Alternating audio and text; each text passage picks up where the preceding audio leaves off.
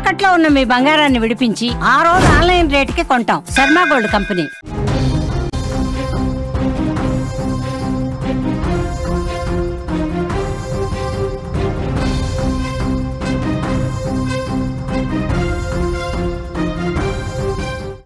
మరో big breaking news చూస్తున్నాం. BJP MP Raghunandan రావుకి మరోసారి బెదిరింపు కాల్ వచ్చింది.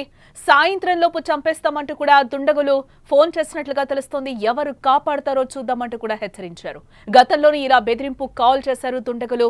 ఇప్పటి వరకు 5-6 సార్లుగా బెదిరింపు కాల్స్ వచ్చినట్లుగా తెలుస్తోంది. ఈసారి వచ్చిన బెదిరింపు కాల్ నెంబర్ మనం చూస్తే 9404348431 నుంచి వచ్చినట్లుగా కూడా గుర్తించారు.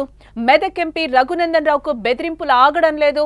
గతంలో చాలా సార్లు ఆయనకు ఫోన్ చేసి చంపేస్తామంటూ బెదిరించారు.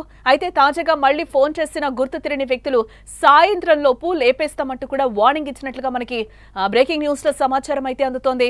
హైదరాబాద్ లోనే ఉన్నామని, సాయంత్రంలోగా చంపేస్తామని హెచ్చరించినట్లుగా సమాచారం. కాగా రఘునందన్ రావుకు ఇలా బెదిరింపు ఫోన్ కాల్ రావడం ఇది 6సారిగా కూడా మనం చూడొచ్చు.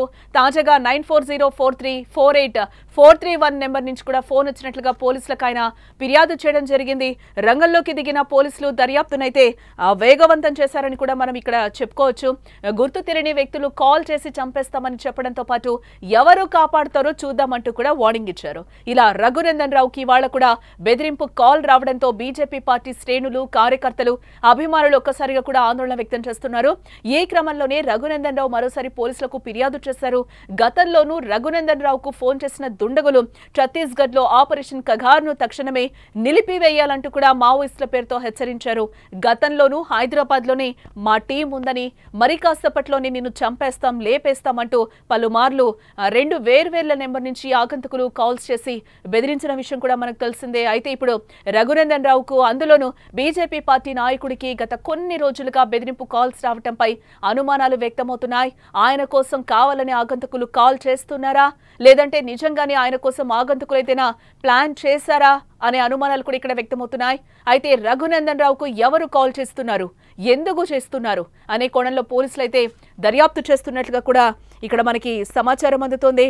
ఇవాళ కూడా బెదిరింపు కాల్స్ రావడంతో ఇటు బీజేపీ పార్టీ శ్రేణులు, కార్యకర్తలు, అభిమానులు కూడా ఒకంత ఆందోళన వ్యక్తం చేస్తున్నారు. ఈ క్రమంలోనే రఘునందన్ రావు మరోసారి పోలీసులకు ఫిర్యాదు చేసినట్లుగా కూడా తెలుస్తోంది. గతంలోనూ ఛత్తీస్గఢ్ లో ఆపరేషన్ కగార్ ను తక్షణమే నిలిపివేయాలని మావోయిస్టుల పేరుతో హెచ్చరించడం జరిగింది.